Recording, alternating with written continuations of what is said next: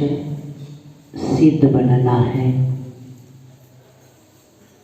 लेकिन मार्ग के अभाव में वह संसारी उन्मार्ग पर चल रहा है। आचार्य संबतभद्र महाराज जी सदृष्टि ज्ञानव्रतानि धर्मम धर्मेश्वराविदो यदि ये प्रत्यनेकानि भवन्ति भवपद्धति। सदृष्टि ज्ञानव्रतानि इस बात को बताते हुए धर्म की व्याख्या हमें बताया जा रहा है कि सम्यक दर्शन, सम्यक ज्ञान, सम्यक चारित्र्य धर्म है। और यदि यह प्रत्यनेकानि भवन्ति भवपद्धति। संबतभद्र महाराज जी ने मार्ग नहीं बताया, धर्म बताया। तत्वा सूत्र में सम्यक दर्शन, ज्ञान, चारित्र मोक्ष मार्ग बताया, लेकिन रत्नकर श्रावकाचार्य में धर्म की व्याख्या बताते हुए सदृष्टि ज्ञानव्रतानि बताए, क्योंकि श्रावक को पहला धर्म बताना पड़ेगा, बाद में मार्ग बताया जाता है।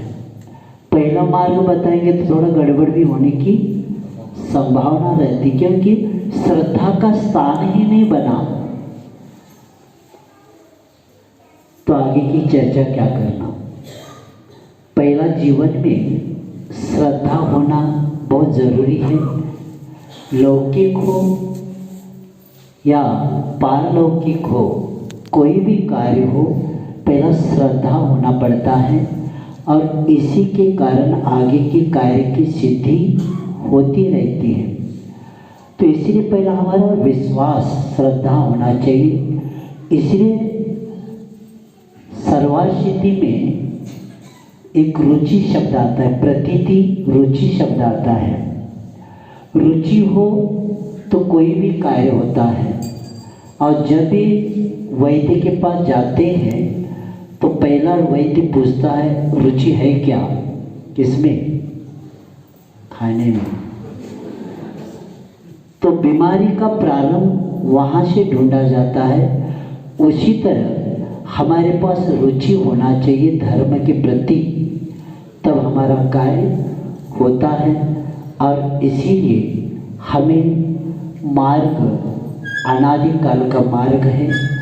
एक सन्मार्ग भी होता है और एक उन्मार्ग भी होता है। इसलिए संबतभद्र आचार्य कहते हैं कि जब तक इस मार्ग पर हमारी श्रद्धा नहीं बनती, और इसलिए आचार्य ज्ञान सागर महाराज जी मानव धर्म में बताते हैं एक उदाहरण के द्वारा कि रात जब शाम एक जगह पहुंच गए, अंधेरा हो गया और उस चौगड्ढा में हम पहुंचने के बाद अंधेरे के कारण हम वहाँ विश्राम लेते हैं। जब सुबह हो जाते तब वह व्यक्ति चौगड्ढे में पहुंच जाता है। पहुंचने के बाद वह पहला वहाँ साइन बोर्ड देख लेता है कि जिस गांव हमें जाना है वो बोर्ड पहला देखकर अपनी यात्रा प्रारंभ करने का सोच लेता है। लेकिन बाद में पता चलता है कि वहाँ जंगल का रास्ता है। तब कोई विश्वासु व्यक्ति साथ में होने की ज़रूरत पड़ती है। इसीलिए किसी एक व्यक्ति को साथ में लेकर उस मार्ग पर जाते हैं। तो इसीलिए इसको कहा गया है मार्ग प्रकाशक, मार्ग व्यवस्थापक और मार्ग निर्देशक। मार्ग के प्रकाशक अरिहंत देव है। अरिहंत देव के द्वारा हमारे जैसे सुबह उजाला होना, प्रकाश मिलना ही हमारी यात्रा प्रारंभ होती है। तो मार्ग के प्रकाशक हमारे अरिहंत देव तीर्थंकर देव है और मार्ग के जो व्यवस्थापक है वो हमारा शास्त्र है। शास्त्र के कारण हम हमारे जीवन में बहुत कुछ प्राप्त कर सकते। मूलाचार्य में आचार्य बताते हैं कि जब हम शास्त्र का अध्ययन करते तो हमें 3 बातों का ज्ञान हो जाता है। एक तत्व का बोध मिल जाता है, मन विषयों से बच जाता है और आत्मा की शुद्धि हो जाती है। और इसलिए जिन शासन में महत्वपूर्ण सम्यक ज्ञान को बताया है, और ऐसे उस शास्त्र पर जब तक हमारा श्रद्धा नहीं बनता, भगवान की वाणी पर जब तक हमारा विश्वास नहीं होता, तब तक हमारा कार्य नहीं होता। और बाद में जो हमें मार्ग के निर्देशक जो गुरु है मिलना ज़रूरी है, और इसी के द्वारा हम हमारे अनंत काल के संसार को शांत कर सकते हैं। और इसीलिए क्योंकि अनंत काल से हमने काय वांग मन कर्म योग, मन वचन के द्वारा जो कर्म का योग आता रहता है, उससे हमारा संसार बढ़ता जाता है। और इसीलिए योग के बारे में बताया है कि प्रत्येक व्यक्ति को जैसे छड़ाला पढ़ते ही छड़ाला का पूरा सार पहले में बताए, नमो त्रियोग समाहार के। हमें अब सबको नहीं संभालना, तीन को संभालना। किनको किनको? मन वचन काय को संभालना सबसे महत्वपूर्ण है, क्योंकि योग जो होता है स्व में स्थिर होना ही योग होता है। जब तक मन बाहर भटकता है तब तक हम पर पदार्थ से प्रभावित होना ही आत्मा के ऊपर जो परिस्पंदन होता रहता है मन वचन काय के द्वारा।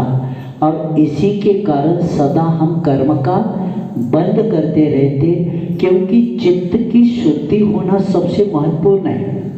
और मन का जो बाहरी जो दौड़ होता है उसको रोकना बहुत जरूरी होता है। और इसीलिए आचार्य पुष्पाल महाराज कहते हैं कि योग समासेन प्रदीप परमात्मनः, एक शब्द आता है, यानी योग के द्वारा योग हमें परमात्मा को प्रकाशित करने का एक दीपक का काम करता है।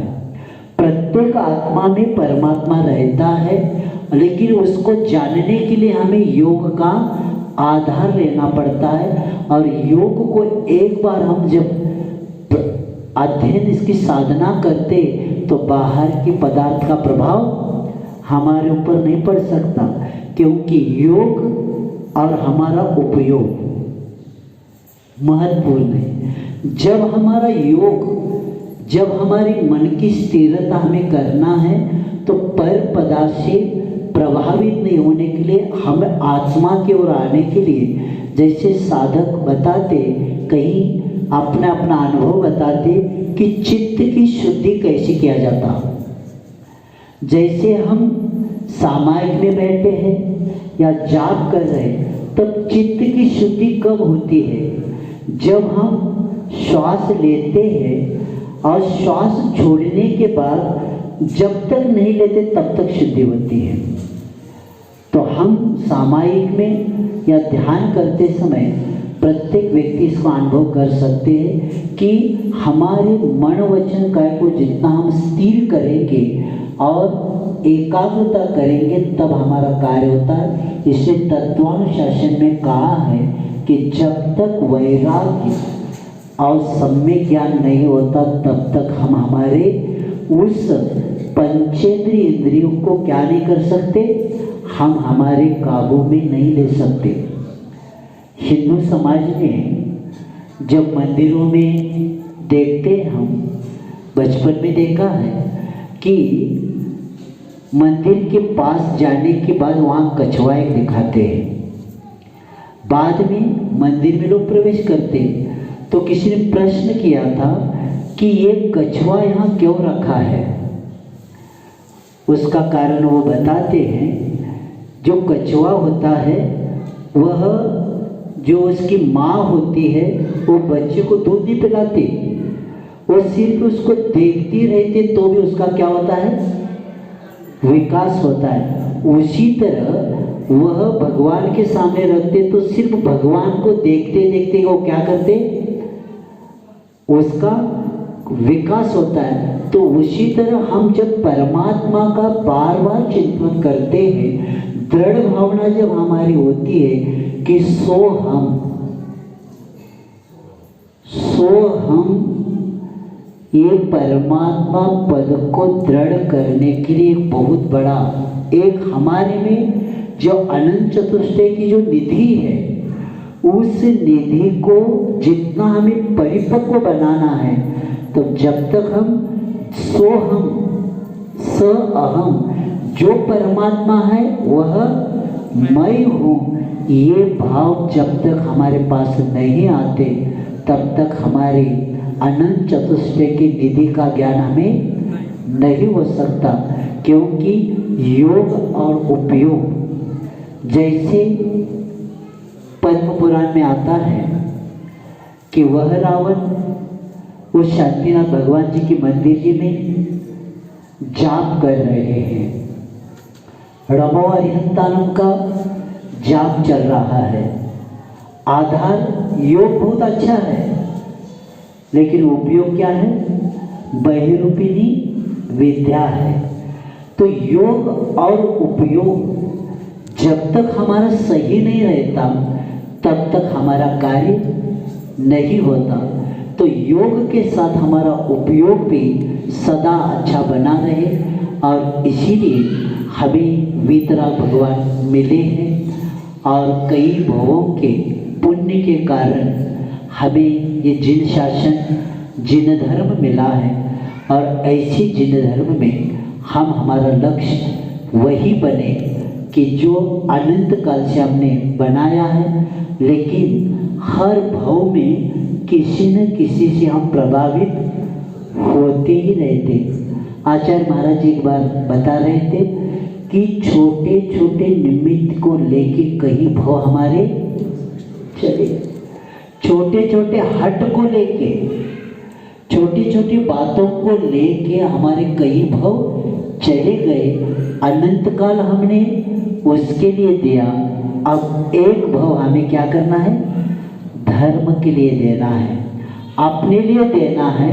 और ऐसे मुक्तागिरी क्षेत्र पर आप लोग आए, हम भी आए हैं, और लक्ष्य सबका यही है कि 3.5 करोड़ मुनिराज जहाँ से सिद्ध बने हैं, ऐसा लगता है कि अन्य कहीं कहीं क्षेत्रों में ध्यान करने के लिए पुरुषार्थ करना पड़ता है, लेकिन ऐसे सिद्ध क्षेत्र पर ध्यान करने के लिए पुरुषार्थ करने की जरूरत नहीं पड़ती। ध्यान को बैठते ही ध्यान शुरू हो जाता है, क्योंकि जहाँ प्रत्येक एक एक परमाणु इतने शुद्ध और इतने परिणाम अपने इतने उज्ज्वल बन जाते हैं, इसकी अनुभूति दूसरों को हम बता नहीं सकते। तो योग के बारे में मैं ये कह रहा था कि योग अपने को सही बनाना है। तो एक जगह प्रसंग हमने पढ़ा था कि एक व्यक्ति पहुंच गया है संत जी के पास, और उनको कहता है मैं पूरे भारत के सब मंदिरों में जाकर आया, सब मठों में जाकर आया, सब साधुओं के चरण को माथा कितने बार टेक के आया, लेकिन मुझे कहीं भी शांति नहीं मिली। आप मुझे बता सकते कि शांति कहाँ है? तो संत जी के पास सामने कुछ वस्तु थी, उस वस्तु को वह अपने हाथ में लेते हैं और कहते हैं कि वो जो वस्तु हाथ में रखी, तो कहते उस बगीचा में जाकर उसको ढूंढ के लाना। तो व्यक्ति हंसने लगता है, आश्चर्यचकित हो जाता है कि आपने मुट्ठी में रखा और मुझे कहाँ भेज रहे? उस बगीचा में। तो उन्होंने कहा क्यों? आप में मुट्ठी की वस्तु बगीचे में कहाँ मिलेगा? तब संत जी कहते हैं वैसे ही शांति अपने पास होती, बाहर कहाँ ढूंढ रहे? न मंदिर में मिलता है, न क्षेत्रों पर मिलता है, क्योंकि अपने को रुकना पड़ेगा। रामटेक में 93 में गुरु महाराज प्रवचन में प्रारंभ किया था, दौड़ो, कितना भी दौड़ो, लेकिन आपको अंत में क्या करना पड़ेगा? लौटना पड़ेगा। बाहर सुख नहीं है, क्योंकि गुरु महाराज लिखते हैं कि सुख अपने पास ही होता है, कि जिस तरह वह कस्तूरी मृग होता है, वह क्या करता है? गंध बाहर ढूंढने की कोशिश करता है, लेकिन जब बाहर सुख कुछ है नहीं, खुद ही सुख की खान, निजी नाभि में गंध है, मृग भटके बिन ज्ञान, अज्ञान के कारण ही संसार में परिभ्रमण करता है। इसलिए आचार्य कुंतकुंदेव निर्जराधिकारक में कहते हैं कि अनंत काल के संसार का कारण 3 है हमारे, एक मिथ्यात्व, दूसरा अज्ञान और तीसरा असंयम। ये 3 जब तक छूटते नहीं, मिथ्यात्व भी छूट गया, अज्ञानता भी छूट गई, लेकिन असंयम क्या करें? जब तक संयम को प्राप्त नहीं करते तब तक वह सुगंधि अपने पास प्राप्त नहीं होती। क्योंकि जब गुरु महाराज इंदौर में समय सार पढ़ाना प्रारंभ किए थे, पहले दिन आचार्य महाराज कह रहे थे कि वे देवलोक सागरोपम आयु तक धर्म की चर्चा करते और एक चर्चा पुनः बार बार नहीं करते। तो सागरोपम आयु होने के बाद भी, इतनी चर्चा करने के बाद भी उनके जीवन में आनंद इसलिए नहीं आता। आचार्य महाराज बोलते बोलते कहा कि असंयम की दुर्गति सदा उनके पास रहती, क्योंकि चर्चा से कार्य नहीं होता, चर्या से कार्य होता है। और जैन दर्शन उच्चारण को महत्व नहीं देता, आचरण को महत्व देता है। हम हमारी शक्ति के अनुसार आचरण करें, ध्यान करें, और हम हमारे मन वचन काया को जब तक हम नहीं संभालते तब तक हमारा आगे का कार्य नहीं हो सकता। आत्मा के प्रदेशों में जो सदा परिस्पंदन होता रहता है, और उसी के कारण ये मन, वचन और काय को हमें संभालना है, और उसके लिए साधना होना चाहिए आत्मविश्वास की। कई लोगों को आत्मा पर भी विश्वास नहीं, मैंने इसलिए शब्द रखा, आत्मविश्वास की साधना होना सबसे बड़ी साधना है। और आत्म तो इसलिए क्योंकि भगवान ने हमें जो उपदेश दिया, जैसे दर्शन पाठ में कहा जाता है, चिदानंदेक रूपाय जिनाय परमात्मने परमात्म प्रकाशाय नित्यम सिद्धात्मने। भगवान ने क्या किया? परम आत्म तत्व का प्रकाशन किया, और परम आत्म तत्व का जो प्रकाशन हुआ, और आत्म तत्व का ज्ञान होना ही जैन दर्शन को हमें समझना है।